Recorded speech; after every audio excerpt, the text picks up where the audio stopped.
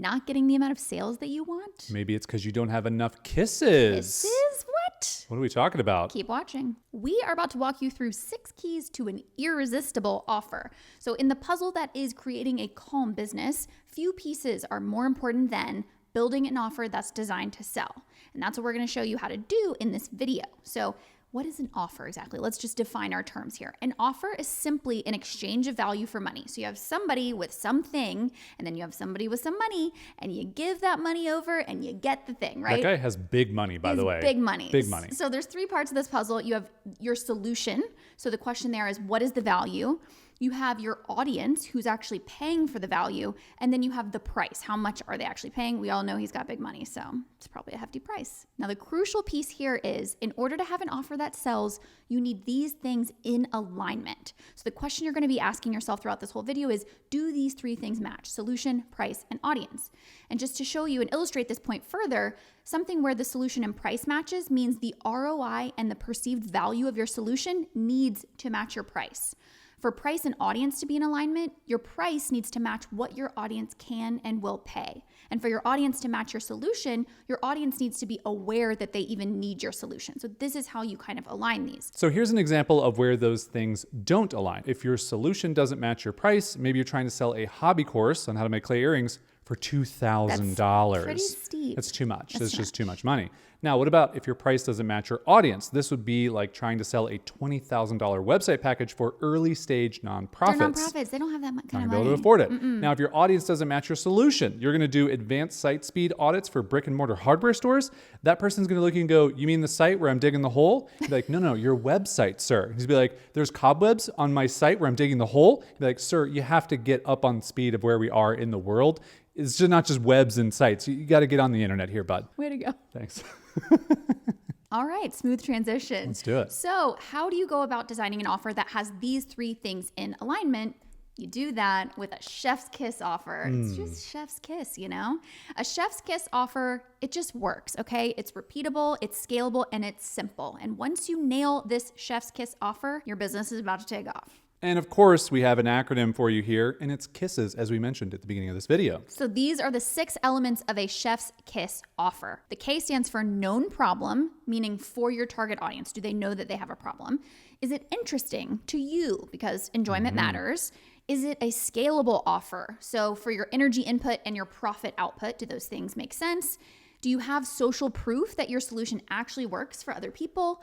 Is it economical, which relates to the price? So is it economical to your customer for the ROI they're going to get? And finally, is it singular? Is it set apart from what else is out there? Now, to give you an example of how our business has looked with our offers, we started out wandering aimfully and we had an okay up and to the right movement, but then we quickly plateaued for quite a while.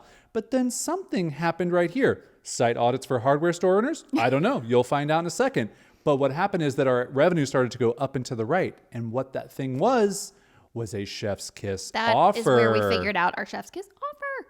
It wasn't website audits for hardware store owners, unfortunately. So that was our quick abridged story. But where do you begin? And you start with the problem you want to solve for your audience. Going back to our trusty diagram here, there are 2 places you can basically start when you're designing your offer. You could start with the solution saying, hey, I have website design services to give, and then you can go find an audience, or you can start with the audience that you want to serve, and then you can design a solution to fit that audience. We think starting with an audience is great because you can establish that the market already exists for your potential solution. And don't forget, one of our first videos in this Calm Business Encyclopedia series was our aligned audience framework. So go back and watch that one. So what you want to do is you want to start thinking about your audience and think about where they are on their particular journey at point A. Because the thing is, everybody wants to get to some other point B. So you want to think about, what is that point B? What is the transformation that your audience is looking for? And also, what are their pain points that they're experiencing at point A? And the reason that's helpful is because now you can come up with your solution, which is what solution will help them get from point A to point B. So let's look at an example. Let's imagine that your audience is YouTube creators with channels of 50,000 subscribers looking to grow past 100,000 subscribers. Notice that's very specific. The transformation that those people are looking for is that they want to grow to over 100,000 subscribers.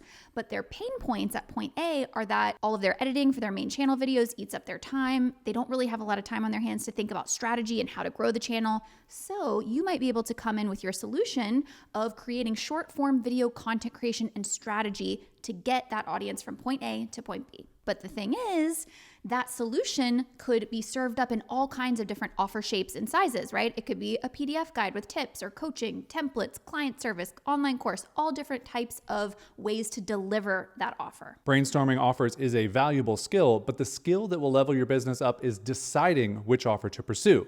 And if you needed some help with that, that's where a Chef's Kiss offer comes in with our 6 steps, which you can use like a checklist. So the first part of the formula is all about evaluating your different offer ideas, the different solution packages that we just mentioned.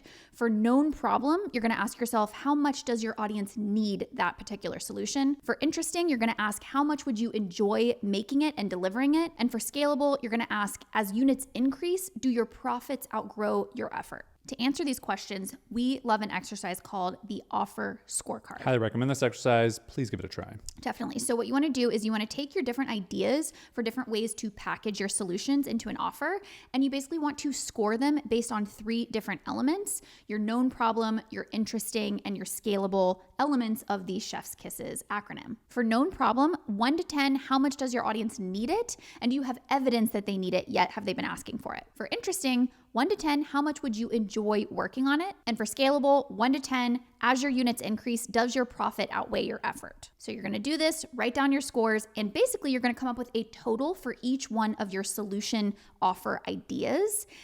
And this is going to help you see which one basically is the highest score out of the known problem, the interesting, and the scalable aspects. So looking at this little offer scorecard, you can see that the 50 shorts in a day package that you would offer has the highest score, so that would be the offer you move forward with. The last 3 elements of the KISSes framework have to do with selling your offer.